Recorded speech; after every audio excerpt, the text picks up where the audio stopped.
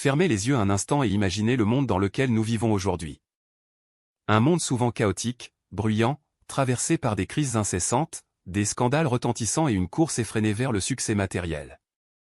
Dans ce tumulte assourdissant, il est si facile de céder au cynisme. De croire que l'intégrité a disparu et que l'égoïsme est devenu la seule boussole de l'humanité. Pourtant, si nous prenons le temps de ralentir, de regarder au-delà des gros titres et des apparences, nous découvrons une réalité infiniment plus lumineuse. C'est précisément cette réalité que Stephen R. Covey nous invite à explorer dans le 10e volume de la série Graines de l'âme, sous-titré Au fil du temps. Covey, cet observateur attentif de la nature humaine, nous rappelle avec une profonde émotion qu'il se sent incroyablement chanceux. Chanceux de croiser, sur tous les continents, des pères dévoués, des mères aimantes, des enseignants passionnés et des citoyens anonymes qui, par leurs actes quotidiens, prouvent que la grandeur d'âme n'est pas une relique du passé. Ces personnes ne portent pas de cape, elles ne font pas la une des journaux, mais elles tissent, fil après fil, la trame d'une humanité résiliente et magnifique. Aujourd'hui, je vous invite à plonger avec moi dans ce fleuve ininterrompu du temps, à la rencontre de ces héros silencieux dont les vies résonnent comme de puissantes leçons pour chacun d'entre nous. Commençons notre voyage par une douce soirée d'avant-saison, sur les rives paisibles d'un lac du New Hampshire. L'air est frais, le soleil décline lentement, peignant l'eau de reflets dorés et argentés. Un jeune garçon de 11 ans, armé de sa petite canne à pêche en argent, pêche aux côtés de son père. Soudain, la ligne se tend violemment. La canne plie sous le poids d'une prise exceptionnelle.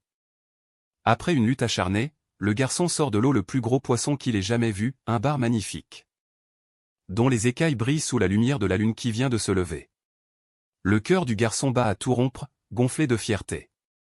Mais son père allume une allumette, regarde sa montre. Il est 10 heures du soir.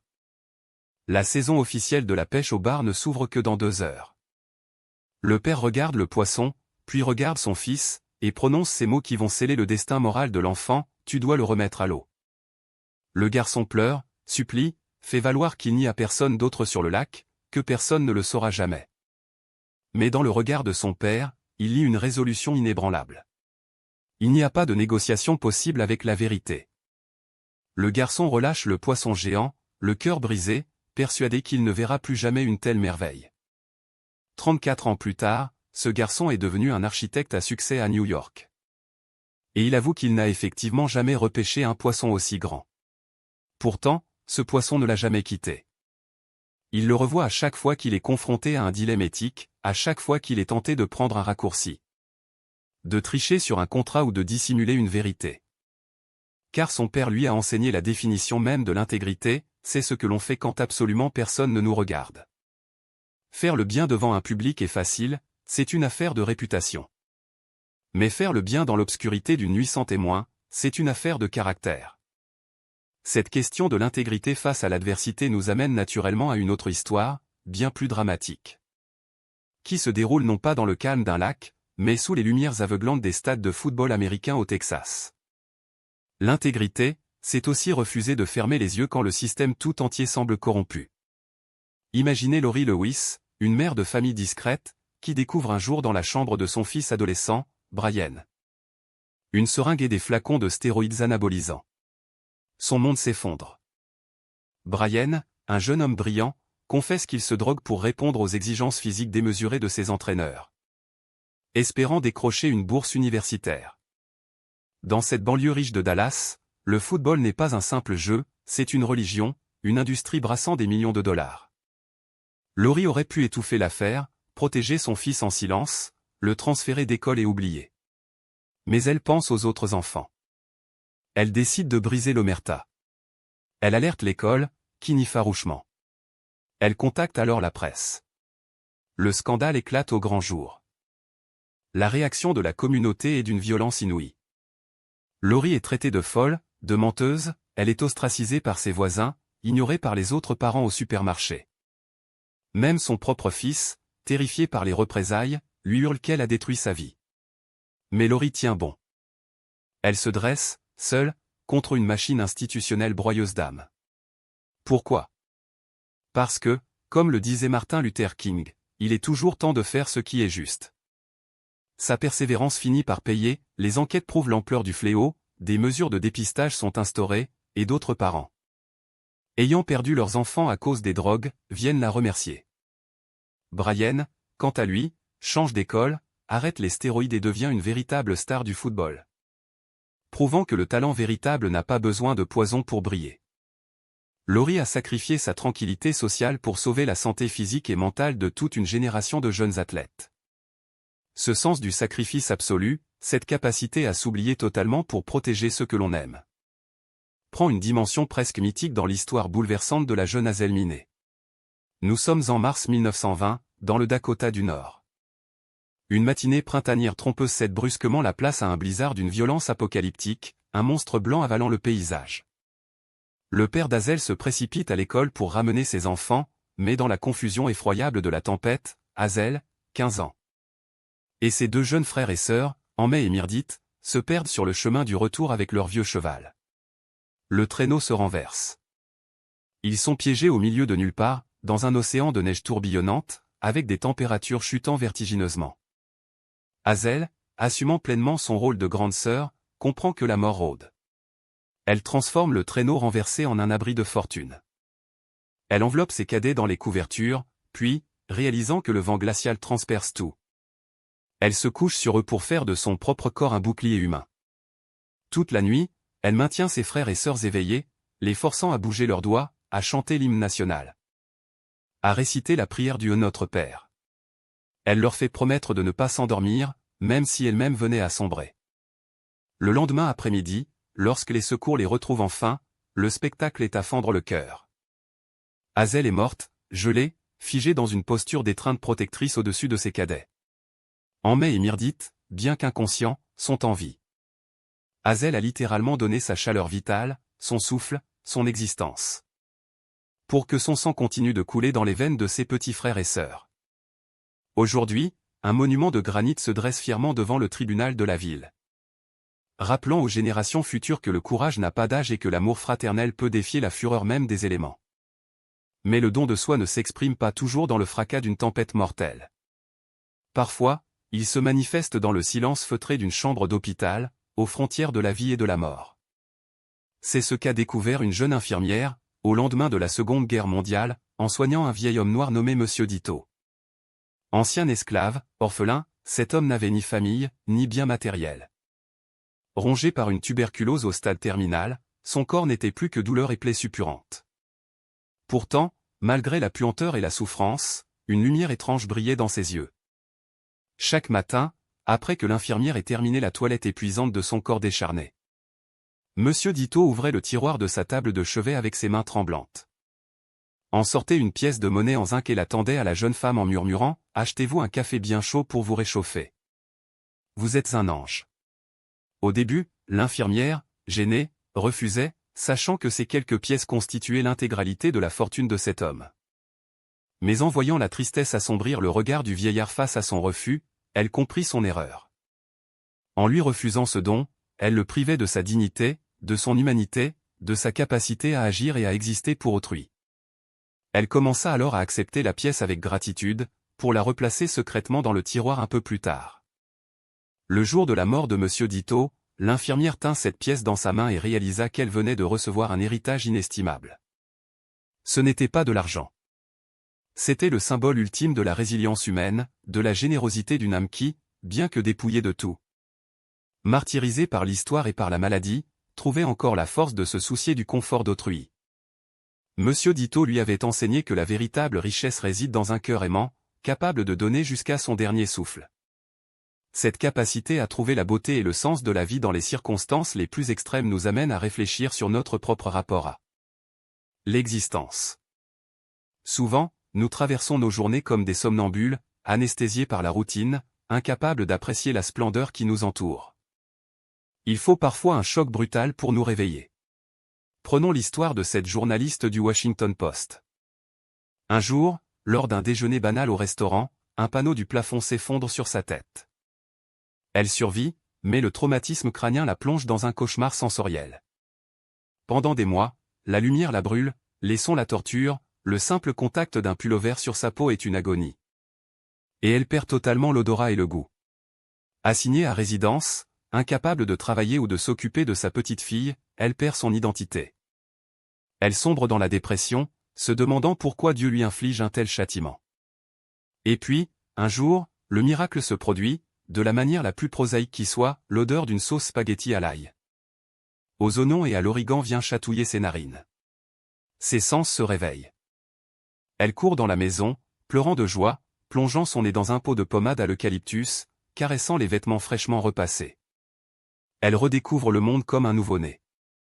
Mordre dans une pêche juteuse, écouter une mélodie, étreindre son enfant deviennent des actes d'une intensité bouleversante. Elle réalise alors à quel point elle avait tenu pour acquis les miracles quotidiens de la vie. Son accident, bien que tragique, est devenu une bénédiction déguisée. Une lentille grossissante qui lui a permis de voir le paradis caché dans les détails ordinaires. Elle nous exhorte à ne pas attendre qu'une tragédie nous frappe pour ouvrir grand les portes de notre perception et pour ressentir une gratitude profonde pour le simple fait de respirer, de sentir, de vivre. Cette soif de vivre intensément, de défier la fatalité, se retrouve chez Rick, un homme d'une 50aine d'années. Atteint d'une maladie articulaire dégénérative mystérieuse qui le fait souffrir le martyre et l'empêche parfois de tenir debout. Un matin d'octobre, lors d'une promenade sur les rives du lac Michigan avec un ami, Rick s'arrête. L'air est vif, les vagues s'écrasent sur le sable blanc. Soudain, Rick annonce à son ami qu'il veut courir. Courir. Lui dont les jambes tremblent à chaque pas. Mais il explique que le sable est doux, que s'il tombe, il ne se fera pas mal, et qu'il n'y a personne pour se moquer de lui. Il s'élance. D'abord lentement, puis de plus en plus vite, défiant la douleur, défiant le déclin de son propre corps. Son ami le regarde, les larmes aux yeux, voyant ce corps meurtri fendre l'air avec une grâce absolue. Rick lève les poings vers le ciel d'un bleu immaculé et crie sa victoire, « Je l'ai fait. Je ne suis pas tombé. » Dans cet instant suspendu, son ami aperçoit un éclat d'éternité. Il voit l'âme indomptable de Rick, libéré de sa prison de chair, courant librement sur un terrain de jeu céleste. Rick nous rappelle que le courage n'est pas l'absence de faiblesse, mais la volonté farouche de célébrer la vie. De s'emparer d'un instant de bonheur pur, même éphémère, pour transcender la souffrance. Mais d'où vient cette force? Comment certains parviennent-ils à bâtir des montagnes de beauté à partir de rien? La réponse réside peut-être dans le pouvoir des petits pas accomplis avec une constance inébranlable. Permettez-moi de vous emmener sur une route sinueuse et brumeuse, quelque part en montagne. Une femme conduit, agacée, forcée par sa fille à aller voir quelque chose de spécial. Après des heures de route pénible, elle s'arrête. En sortant de la voiture, la brume se lève, révélant un spectacle hallucinant, des hectares entiers de jonquilles. Des millions de fleurs déclinant toutes les nuances de jaune, d'or et de corail, cascadant le long des ravins comme un fleuve de lumière. Au centre de ce paradis terrestre, une petite pancarte explique le mystère. Ce chef-d'œuvre titanesque est l'œuvre d'une seule femme, dotée de 2 mains, de 2 pieds, et d'une idée. Elle a commencé à planter ses bulbes en 1958. Un par un. Jour après jour. Année après année. Sans machine, sans armée de jardiniers. La visiteuse reste muette de stupeur, foudroyée par une prise de conscience vertigineuse, que se passerait-il si, nous aussi? Nous poursuivions nos rêves, même les plus fous, en y consacrant juste un petit effort chaque jour, pendant des décennies. Cette femme n'a pas seulement planté des fleurs, elle a modifié la géographie de la Terre, elle a créé un écosystème de beauté pure. Prouvant que la patience et la vision à long terme peuvent littéralement déplacer des montagnes. Cette même philosophie des petits pas au service d'une grande vision a animé un ingénieur californien nommé Don Schoendorfer. Hanté par le souvenir d'une femme handicapée rampant misérablement dans la poussière d'une rue au Maroc. Don décide de créer le fauteuil roulant le moins cher du monde pour les pays en développement. Tôt le matin, dans son garage glacial, il bricole, échoue, recommence. Il finit par assembler une chaise de jardin en plastique blanc, achetée $3, avec des roues de vélo et des roulements à billes bon marché. Le résultat est robuste, capable de résister à la boue et au sable, et surtout, il ne coûte qu'une $40. Lorsqu'il présente son invention à des missionnaires pour l'emporter en Inde, il se heurte au scepticisme. Mais il s'obstine. En Inde, il offre son premier fauteuil à un jeune garçon paralysé. Le sourire radieux de l'enfant, enfin soulevé de la terre, est une révélation. Don quitte son emploi lucratif, fonde une organisation à but non lucratif, et consacre sa vie à distribuer ses fauteuils gratuitement. Aujourd'hui, des centaines de milliers de ces chaises blanches roulent en Angola, en Irak, au Pérou, redonnant dignité et espoir à des êtres humains oubliés de tous. Don Schoendorfer nous montre que l'innovation véritable ne sert pas toujours à conquérir les marchés financiers, mais qu'elle prend tout son sens lorsqu'elle est mise au service de l'humanité souffrante. La grandeur, c'est utiliser ses talents pour alléger le fardeau des autres. C'est d'ailleurs ce même choix fondamental qu'a dû faire Michael Taube, un brillant avocat de Philadelphie, alors qu'il aurait pu s'enrichir dans un prestigieux cabinet privé. Il choisit de diviser son salaire par 3 pour travailler dans un centre d'aide aux sans-abri, en se consacrant spécifiquement aux vétérans de guerre. Un jour, il croise un ancien combattant unijambiste, mendiant dans la rue. Michael lui tend sa carte. Ce vétéran, Kerty Daniels, vit dans une misère absolue, mendiant non pas pour boire, mais pour payer les études universitaires de sa fille. Michael prend son dossier en main, se bat contre la bureaucratie, et obtient pour Kerty un logement adapté et une pension décente. Plus tard, Michael sauve de la rue un autre vétéran, John Lavery, atteint de troubles bipolaires, qui dormait sur les trottoirs depuis 30 ans. Fouillant dans les poubelles et tentant de se suicider à maintes reprises. Michael passe des mois à reconstituer le dossier militaire de John, obtenant finalement une indemnisation colossale qui sort le vétéran de la misère. Quand John veut donner une part de cet argent à Michael, l'avocat refuse catégoriquement. La récompense de Michael n'est pas financière, elle réside dans la restauration de la dignité humaine. Il a compris que le succès ne se mesure pas au solde d'un compte en banque, mais au nombre de vies que l'on parvient à remettre debout. Cette réflexion sur la véritable définition du succès nous amène à l'histoire célèbre de Joe Paterno, entraîneur de football américain universitaire. En 1972, on lui offre un poste d'entraîneur dans la prestigieuse ligue professionnelle de la NFL, avec un contrat faramineux dépassant le $1 000 000. Une somme astronomique. Joe passe une nuit blanche, torturé par l'indécision. L'argent, la gloire, le défi sportif, tout l'attire vers Boston. Sa femme, bien que réticente à déménager, l'assure de son soutien inconditionnel. Mais au petit matin, en regardant sa femme bercer leur enfant, Joe a une illumination. Il réalise que sa véritable passion n'est pas de gagner des championnats professionnels avec des adultes déjà formés, mais d'accompagner des jeunes hommes à un moment crucial de leur vie. Il veut les voir grandir, les voir obtenir leur diplôme, leur enseigner la discipline, la rigueur, et forger leur caractère. Il décline l'offre millionnaire. Il choisit l'impact humain plutôt que la richesse matérielle. Joe Paterno a compris très tôt qui il était et ce qu'il voulait apporter au monde. Il a su faire la différence entre ce qui brille et ce qui éclaire. Savoir qui l'on est, c'est aussi le défi qu'a dû relever Reba McEntire, la célèbre chanteuse de musique country. À ses débuts, Reba vouait une admiration sans borne à Dolly Parton. Elle imitait ses inflexions de voix, copiait ses tenues à paillettes extravagantes, espérant ainsi capter une part de la magie de son idole. Mais cette imitation la rendait mal à l'aise, gauche, engoncée dans un personnage qui n'était pas le sien.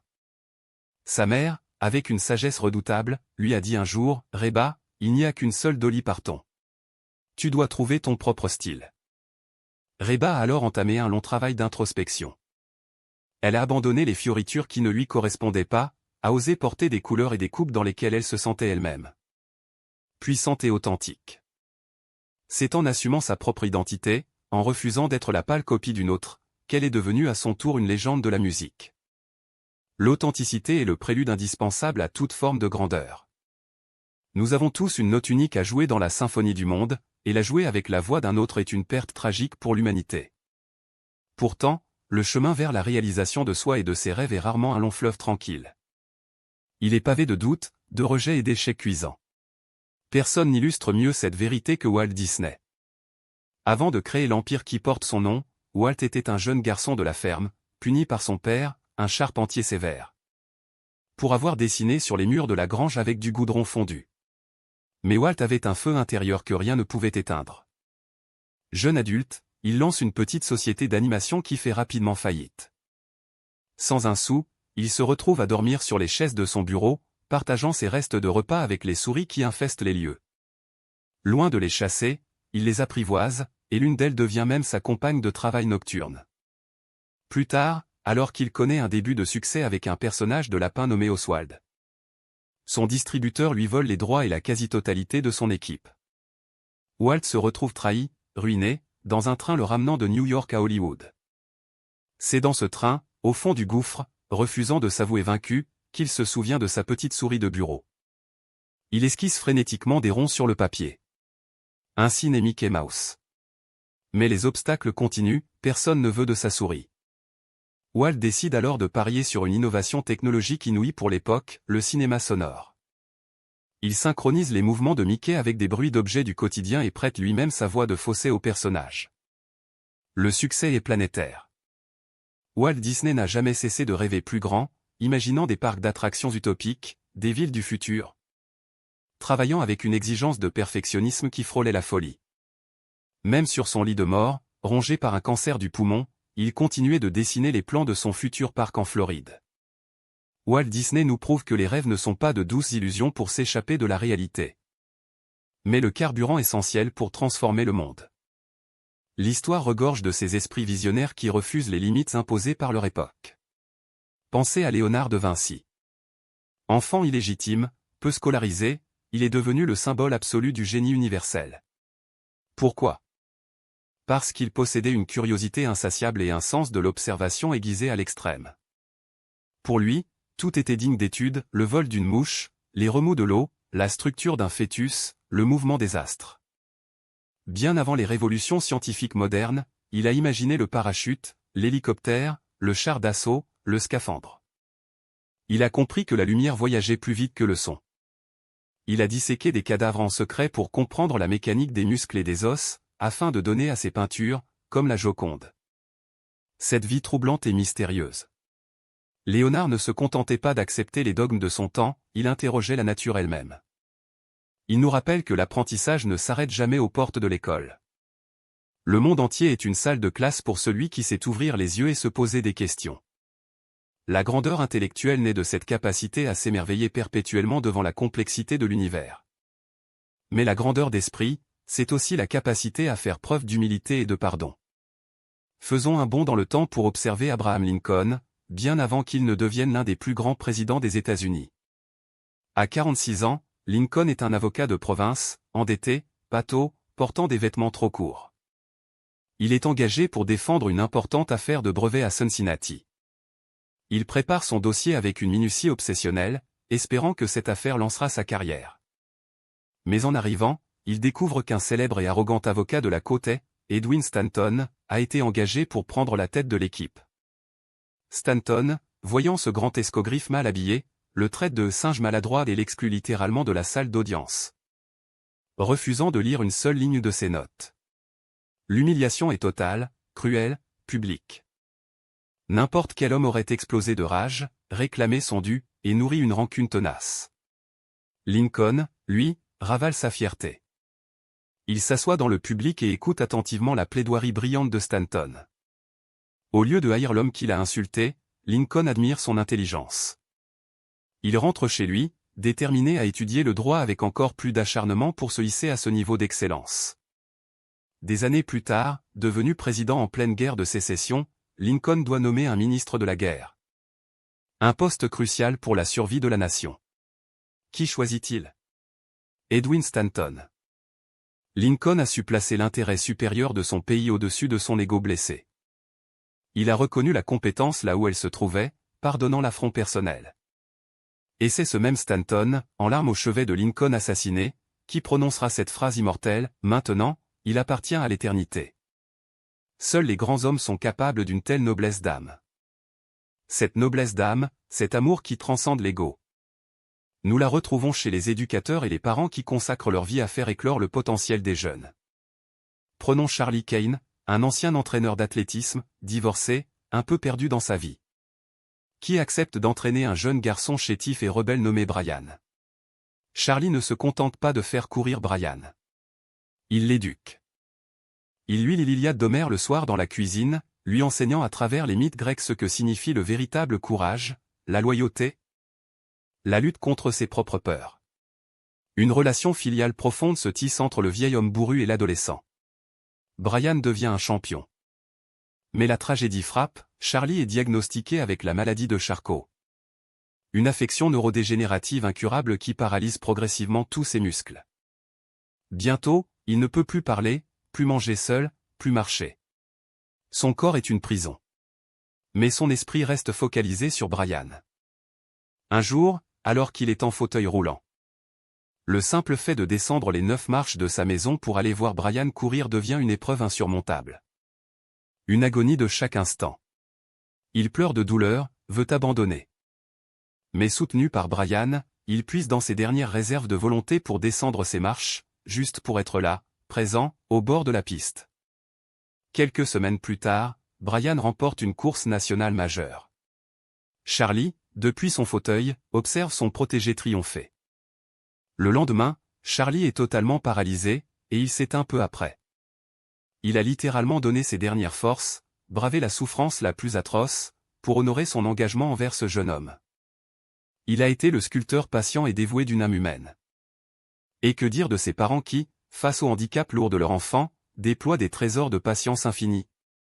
Marc Orsini, un jeune homme de 18 ans, est foudroyé par le syndrome de Guillain-Barré, qui le laisse totalement paralysé. Ses parents refusent de le considérer comme un légume. Pour lui permettre de communiquer, de continuer ses études, il s'assoit à son chevet pendant des heures, des jours, des mois. Ils égrènent l'alphabet, lettre par lettre. Marc cligne des yeux ou hoche imperceptiblement la tête pour sélectionner une lettre, puis une autre, formant lentement des mots, des phrases. Des dissertations entières. Grâce à cet amour d'une patience inconcevable, Marc réussit à obtenir son diplôme universitaire à Dartmouth. Et prononce même le discours de fin d'année. Le médecin de Marc, témoin de ce miracle d'abnégation, avouera sa propre honte en repensant aux fois où il repoussait ses propres enfants en bonne santé parce qu'il était trop pressé. L'histoire de Marc nous rappelle que le plus beau cadeau que l'on puisse faire à un être humain n'est pas matériel, c'est le don de son temps. De son attention totale et inconditionnelle. L'attention, l'amour, la reconnaissance. Ne sous-estimons jamais la puissance d'un simple mot de gratitude. Trop souvent, nous ressentons de la reconnaissance envers ceux qui ont marqué notre vie, mais nous gardons ce sentiment pour nous. Comme un cadeau magnifiquement emballé que l'on oublierait d'offrir. Le professeur William Stidger, lui, a pris sa plume. 30 ans après avoir quitté l'école, il a écrit une lettre pour remercier une ancienne enseignante qu'il avait profondément encouragée à l'époque. La réponse qu'il a reçue, écrite d'une main tremblante, est bouleversante. Cette vieille dame de 80 ans, vivant seule, oubliée de tous, lui confie que sa lettre est le tout premier mot de remerciement qu'elle reçoit en 50 ans de carrière. Cette simple lettre a illuminé le crépuscule de sa vie, réchauffant son cœur solitaire d'une joie indicible. Un geste si infime, quelques mots sur un bout de papier, ont suffi à donner un sens rétrospectif à toute une vie de labeur. Enfin, pour clore notre voyage, je voudrais vous raconter l'histoire d'un petit garçon des Appalaches, un enfant à l'imagination débordante qui, se sentant incompris, décide un jour de fuguer pour faire regretter son absence à sa mère. Il erre dans la forêt froide, mais la peur et la faim le poussent à revenir vers sa cabane misérable au bord de la rivière. Sa mère n'est pas là. Il trouve son manteau déchiré accroché à un saule près de l'eau. Persuadé qu'elle l'a abandonné, qu'elle a traversé la rivière pour fuir cette vie de misère, il hurle de désespoir, déchire le manteau de rage. Et arrache un gros bouton marron qu'il jette au sol. Le lendemain matin, transi de froid, il voit sa mère revenir sur le chemin, sans manteau, grelottante. Elle lui explique calmement qu'elle a passé la nuit à veiller une voisine malade. Et qu'elle a laissé son manteau à la petite fille de cette voisine qui n'avait rien pour se couvrir. Elle regarde son fils et lui dit cette phrase fondatrice, « Les gens forts ne s'enfuient pas.